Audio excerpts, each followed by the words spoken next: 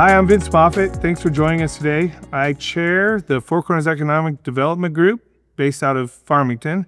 And we've been talking, Tim and myself have been talking about doing these videos for a while just to kind of share some of the information about who we are and what we got going on. I'm a business owner here in town, own the Basin Health Companies, have a rural rescue, do rescue training and Nutri-Mills, do some different things. And I think one of the reasons I got involved with this is because I want my kids to stay in this community. I want to make sure as a business owner, I have employees, I have customers, but it's really about my kids and my family. I want to keep them here. And I know we hired you. It's been a little bit, almost a year and a half now, right? And one of the things I really think would be great is for people who don't know you yet, if maybe you just give a little bit about your background and what you're doing here for Four Corners. Well, it's first off, it's good to do this. We've been talking about doing this for a really, really long time. A long time. And we just want to share who we are, what we do, and get some people excited about some of the things that's going on in this region. Long time ago, I knew I wanted to do something in government. I wanted to do something to give people the opportunity to live in their community of choice, to have the opportunities that their parents have, and maybe even more. And for me, economic development was that calling. And I was a kid from Appalachia. I was 16, 17, 18 years old, knowing I wanted to do something to make it better. Because the best and the brightest many times had to pack up and leave. And I just wanted to do something. I wanted to find a way that they had more options so that communities could reach their potential. And that was economic development. So I started off, went to undergrad and was a political science major, eventually got a master's in public administration. I'm still a college student. I'm getting a doctorate in educational leadership now. Along the way, spent some time in Washington, D.C. working for my congressman. Worked for a family business as well, so I did make a payroll, not as much as you do, but I did make a payroll as well.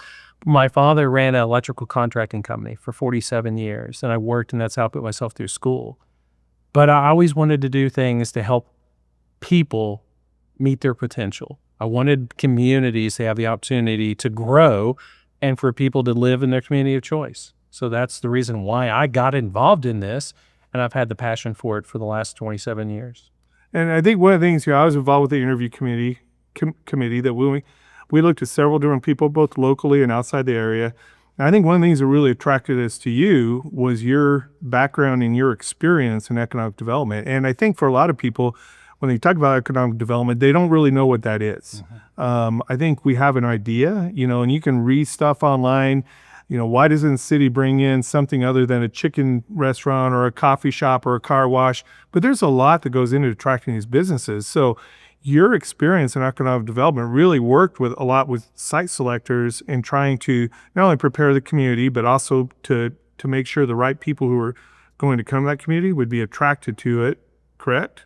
Well, every community has a forte. Every community has strengths and weaknesses. They just do. I mean, originally this was called Farmington for a reason. Bloomfield was down the road for a reason, and then it changed. And then energy became predominant here, and it really built this city. You look at the boom and bust of the energy industry, and it almost aligns with the big things that you have in this city and this county. But there's more than that, than just energy. And I'm not downplaying energy at all. There's more than that to this community. And for us, it's building upon our strengths and kind of sharing to the right people that make decisions on what happens to take a good hard look at us. For a lot of years, Farmington was kind of a flyover place. And San Juan County was a place that if you weren't from New Mexico or you weren't from right around here in the Four Corners, you didn't know it was here. We're working on that because we do have opportunities. And every time that something happens, there's opportunities that come out of that as well. Because it was a travesty when that coal-fired power plant and that coal mine shut down. Yeah, my grandpa helped build that plant. My dad worked on it for years. I know a lot of people in this community, great high-paying jobs, and they were gone. And when that happens, though, you have a lot of people that was in a blue-collar environment that wanted to give a solid day's work, make a living wage, and make a career. Well, the business community around America, that's what they're looking for right now. They're looking for places where they can find talent, they can find dedication, and they can find people that just want to have a good career. So we're sharing to the world the attributes that we have and the people that we have even though we've had to go through a hiccup to get to the point. So once again, it's building on those fortes, it's building on those strengths that we have and sharing it to the people that are making decisions and finding the means and the methods that we can share who we are, what we have to offer, and how they can be successful here, not just for today, but for a long time. Well, and I know we're the only MSA in the United States that does not, well, currently we have air service. We finally got air service. Yeah. Thank you to the city of Farmington. Great work on that. Do not have an interstate and don't have rail. And those bring some unique challenges when you're trying to attract new businesses. It does, and I got to take a step backwards here. When we see projects, many times they call it like a PRO for a project, or other places may call it an RFI, request for information, and they will say proximity to an interstate. Well, the first thing we're going to do is we're going to tell people we're not on an interstate corridor, but we have 4-lane highways, interstate quality, and okay.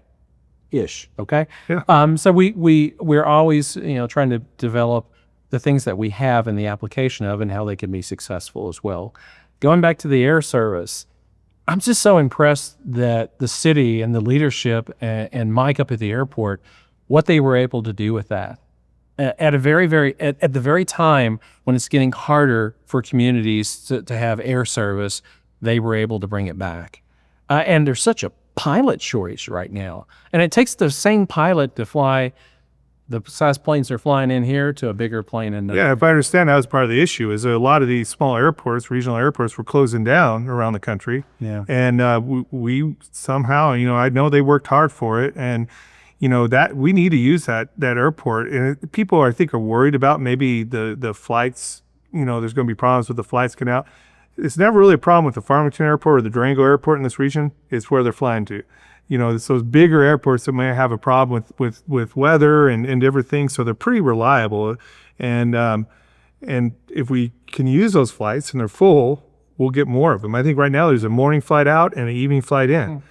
So we need to definitely take advantage of that, because that is a value add for not only the residents, but for businesses. I was on the first flight. I had seat 1A. I beat the mayor to it. And actually, I would go so far to say, and once again, I'm probably going a little too far with this, we're probably less likely to have weather here than Durango would be, especially in the wintertime. I agree, yeah. So I think it is a great attribute. We're trying to use it as much as possible. There'll be times and places that you can't, but we should be always thinking Farmington first. I agree. I think that's a big focus on, I think anybody that knows me is, I think anything we can do to support any local service or local business really is an investment in our community, because those are the people who are the businesses here are sponsoring our sports teams. Yeah. They're investing in our community every day. They're hiring our friends and neighbors. And the more things get global and we forget about that local opportunity. So people fly to drive to Albuquerque. You've got a 3-hour drive. You got to pay for parking. Yeah. It's not really as reliable always. Here we got free parking. We'll get more air service. We use it, but we've got to use our resources and support our businesses here locally. And even for when we're pitching, when we're selling this community, when we're sharing to the world who we are, what we have to offer, the point you made about the MSA and not having this, not having that, air service is critical. Knowing people can get in and out. We've got a series of companies. We've been doing some recruitment as of late, and we've got 3 companies that want to come here for site visits. I want each one of them, if possible, to fly in to Farmington. Now, even if they fly into Farmington, have to fly them back out of Durango, want them to experience and see and know that we have connection to the world from here. So it does help us greatly on telling the story of who we are, what we have to offer, and how they can be successful here. Yeah. Well, and you talked about these businesses are looking, so a lot of what you're doing, I think it's important for people to realize, as we talk about like things like the air service and things like that, we are planting seeds and working on making this community more attractive to businesses. I mean, there's work we do have to do. It's not going to happen overnight, but working with the city of Farmington, working with the other municipalities and the county and all these partners together, we will establish these things as we identify them. But what type of businesses are you looking to attract right now that you've had conversations with? Well, I have to throw out a Vince Moffitt-ism here. And we're a force multiplier, okay? We work well with others. We work well with the city. We work with the cities. We work well with the county because they're working towards these same goals as we are. We're taking the parts and pieces and putting them together for they'll have more of an impact than they would independently. Far as the type things that we are looking at, we have to do it both ways. We certainly know that there's things that we have strengths in. If you look in energy, broad topic of energy, that's our forte. That's what we're really, really good at. But there's other things as well. And then there's other things that are one-off that we didn't think of. Like a company will come to us and say, by the way, we recycle things, and the things we recycle are used in gas and oil industry, so we'd like to put a recycling operation there. I hadn't thought of that. So we certainly have segments of the economy we have identified that we have competitive advantages in. Then we also have to be nimble enough and be able to react and give people the service they need, give them the welcome they deserve, and then make the deal the best that we can for them to see that this is a good place to do business. This past year, I mean, it's been about 18 months since I've been here, but this past year we realized that we weren't just seeing enough opportunities that was being handed to us from our partners. And nothing against our partners. We have great relationships with all of our municipalities, with the state, and even some of our federal assets. But we just didn't feel like we were seeing enough because to have the success that we wanted for this region. So we found a way that we could basically use some services, pay for services to get us in front of more companies that was looking for expansion. They were looking to expand, but they didn't know exactly where they were going to be. Maybe they knew they needed to be in the Southwest. Maybe they need to be in the Four Corners, but they hadn't specifically thought about the cities where it would be.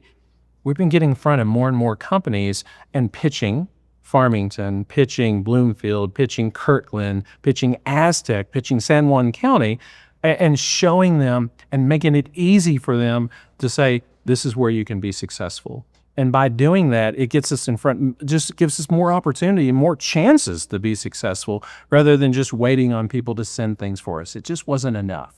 But I know, like with our natural gas, there's tremendous opportunity with things like the data centers, cryptocurrency, and things like that. And it's real easy to say that, but we've got to sell our community.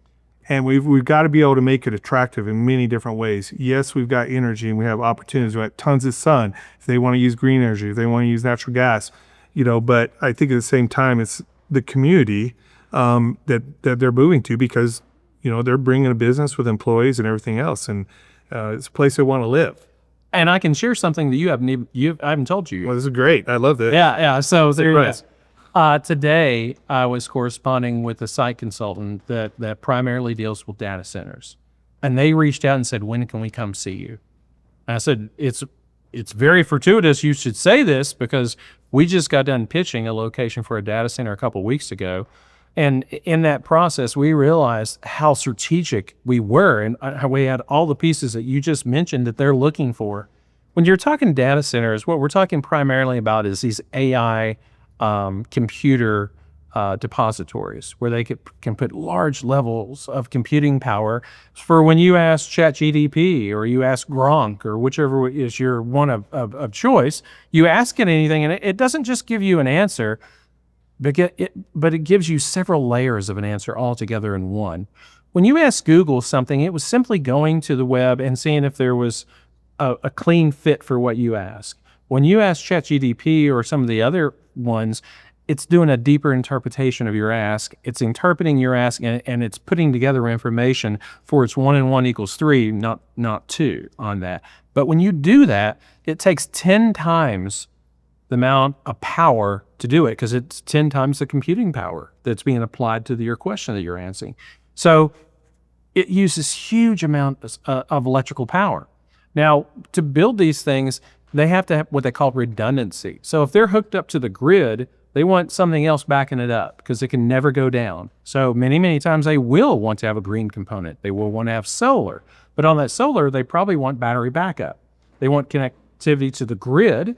And then they probably want a third as well. And that's like natural gas generation power because many times it's cheaper than some of the alternatives. So they're looking for 3 sources of power, redundancy of it. They're looking for places where they have the natural resources of the gas and the solar, just as you mentioned. and they're looking for the connection to the grid.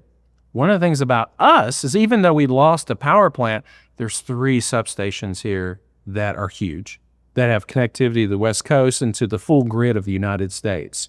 So even if you're not producing at each one of them, just that substation alone is an asset that most places can't claim to have. For us, when we filled out the RFI for the last one, we realized we should be packaging all this together and sending it out to the companies that handle data center site location and put us on the map. Because we are an A location. We're one of the best locations that's been underutilized and hasn't been realized yet. So when I got that call today from a site location specialist that said, you're on the map, we want to come see you and talk, I was really happy about that. I even said, oh, by the way, we're going to package this and we're going to send it out to your competitors as well. Yeah. We'd like to have that conversation. Exactly. And I think a lot of times people, and obviously, the city and the county have been great partners, and we're looking at building industrial parks in both the city of Farmington and Sullivan County. Those are things that for other types of businesses, manufacturing, we're talking about data centers, but 54% of the businesses in New Mexico have 6 or fewer employees. And so that has kind of been our bread and butter in New Mexico. These large businesses will be great, but I do think that people need to know that attracting a business, even, talking to the city economic developer, Warren Unsicker, about, hey, are we really going to get another chicken place and another coffee shop and another car wash? It's kind of a running joke, because I think people think that that's who we're recruiting, but we're not. We're recruiting other businesses, but there's so many things that they have to check off their list: population size, resources, availability, transportation. I think there's so many different things that people don't realize, but there's people working hard, people like yourself, Warren, Stephen from the county that are trying to attract these businesses. But I do want people to know that, we've got to check boxes, and that's what we're working on, is making sure we can help check those boxes. Yeah. If there's anyone out there that's looking, that has a business and you're either into retail or you're into hospitality or anything like that, take a look at Aztec and what they've done for that North Main extension. They built a beautiful situation there where you're going up towards Durango and you turn off to the left there and it's right on the banks of the river. It's out of the floodplain. It's got full infrastructure, and they're looking for development opportunities. And if you can talk to Andrew there in Aztec, there are some great opportunities there. This county and this region is changing. It's not getting away from its strengths, but it's also developing many things and many other visions as well. If you talk to Farmington and you talk to San Juan County, outdoor recreation and quality of life issues. You go down behind the visitor center now and that wave park that's down there. There's just so many opportunities here to build upon things that maybe historically we didn't think were our strengths, but people from the outside, when they look at it, say, that's really cool. I mean, and the fact that we're this close to so many of the attributes of the Four Corners, that you can be skiing in an hour and 15 minutes. You can be at Navajo Lake in 50 minutes. You can go to one of the 57 parks the city of Farmington has. You can go out to Aztec and see all the arches and the rock formations they have listed on their public website, along with GPS. There's cool stuff to do here. We're just trying to first and foremost take care of our businesses, and I think that's an important point with the business retention and expansion effort that we are doing. We're trying to systematically show the world what we have to offer and build the assets it takes to be able to compete for economic development. You mentioned the 2 parks. We're working with the county on about a 100-acre parcel that's in great proximity, some infrastructure. It would lend itself well for heavy industry. We're working with them through their leadership and helping them multiply their efforts on that. The city of Farmington is looking at a 200-acre development for an industrial park up near the airport. And we're exploring the opportunity of trying to have a linkage to one of the national labs where we could make it kind of a research and innovation park, something a little higher tech that would fit for the place, fit for the people, and fit to our opportunities that we have here, because we have 3 national labs in New Mexico. No other state has more than 1. So there's a lot of things that we may not have, but the things we have, we need to take advantage of. Yeah. And, and I think you mentioned BRE, and I think that's something that's really important to me. being a business owner here, I mean, I want to make sure that we're doing everything we can to listen to our businesses and retain and keep them here. It's a lot easier to retain a business than to lose them. And I know that we did over 60 BRE visits this last year, where we met with these different businesses and asked them a lot about what's going well, but also pain points. Yeah. And one of the things that's been really important to me is I'm very involved with the advocacy work at the legislature, representing businesses. And there's things going on at the state all the time that I don't think businesses always know and how it's going to affect them. And it's important for us to tell that story. Tell the story to our community and to our business leaders so they know what's happening. And then at the same time, be able to go tell our story to the legislature to make sure they understand how these laws and these things are affecting us. We're not California. California now is the 4th largest GDP in the world. Yeah. We do not have the size of businesses and the workforce that these other places have. So we need a voice. And so one of the things that I've been proud about, especially this year, is really getting involved more in making sure that we're not only watching what's going on and we're going to hearings and we're testifying. I was down there every week this last session, but giving our businesses here the information and a call to action, whether they support it or they're against it, that they know who to contact and have a voice. Well, and I especially like that last component because there was awareness. Exactly. And even this was a 60-day session that we went through, but many times things get marked up the night before. I mean, if you don't have a means and a method to know what's happening, how could you possibly have a voice? Well, and they do. They a lot of the times they really try to push that stuff through, and they do it for a reason. They want to pass these bills. They want to be known for the legislator that passed the bill or whatever. And so going down there and that stuff happens so quick. We can have an impact though for our community by making sure that we're making sure our voice is heard. Yeah. And I'm pretty proud of what we've done with that, and we'll probably continue to grow that. I think as we continue to move forward. Yeah, and that makes another point just pop up in my mind. So many things are changing, and I guess there always have. But and you've heard me use this phrase too many times probably, but it feels like the tectonic plates of government are moving underneath of us. Yeah, on a federal level, on a state level.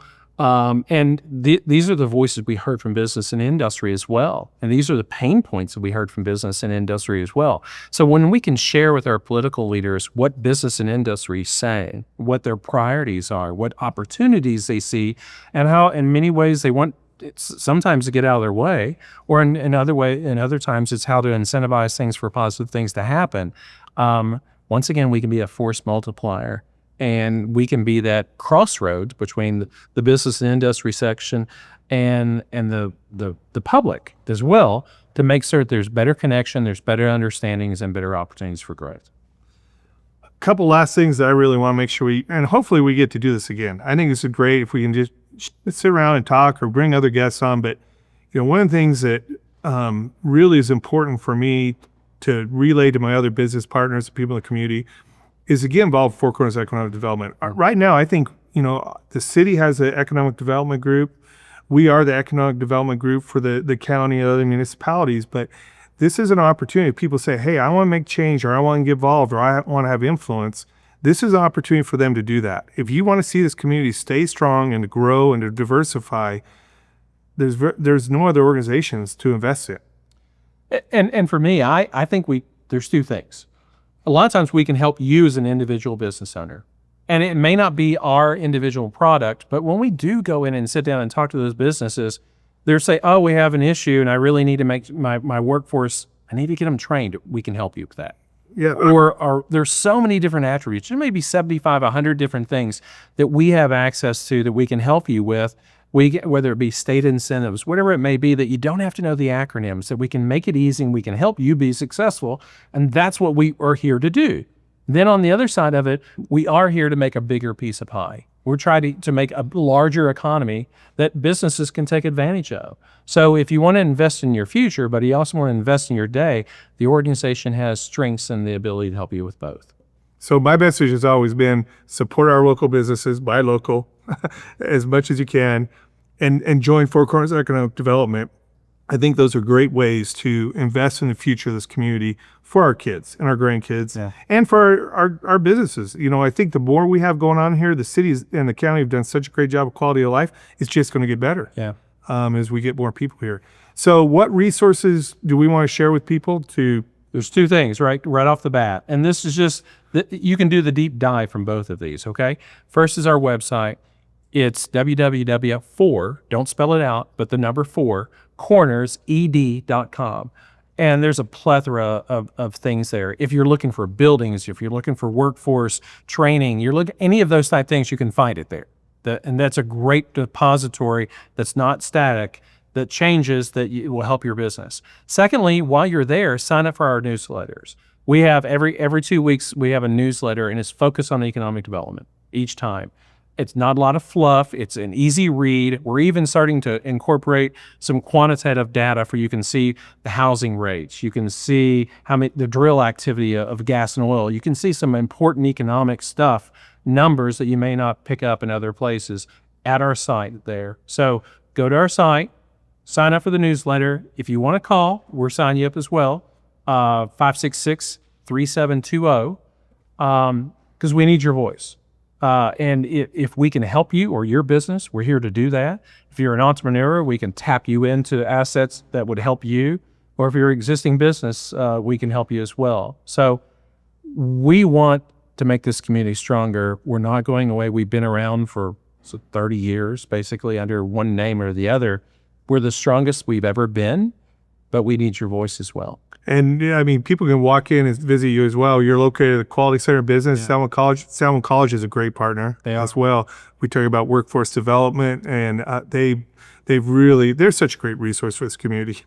We're so lucky to have them. Well, they help make us exist, and we in turn are a connection point where we connect business and industry to the services they have that helps them. It helps the business and industry as well. It's a multiplier. So walk in and see if you have to. Yeah, come around and get involved. And I just want to say thank you for making my job easy. You know, I think as a chair of an organization like this, it's great having a CEO who's knowledgeable, who knows what's going on, and who keeps us informed. I mean, I really appreciate you coming back, and you give great reports to us. But you're doing some good things, and I'm looking forward to. You know, it like I said, it's probably not going to happen this year. We're going to see small things happen. We're going to see little sprinkles here and there. But when we look back on this community 10 years from now, we're going to be very grateful for the work we've put into it right now. Well, I'm not going to give up the year. I think we have some really good things out there. I agree. And the work that we're doing with the city and the county, and especially on those industrial parks, that sets the stage for the growth for the decades to come. Correct. So I'm happy to be here. I appreciate your leadership. I appreciate the organization. This is home. Yeah. Well, good. Well, welcome here, and we're glad. You're a good example of so many other people that come here. They don't ever leave. Yeah, why not? Great. I tell you what. I want to learn how to surf, okay? There you go. You got to surf. We got to go up on the mountain, do some skiing too. Yep. All right. Well, thanks, Tim. I appreciate your time. Thank you.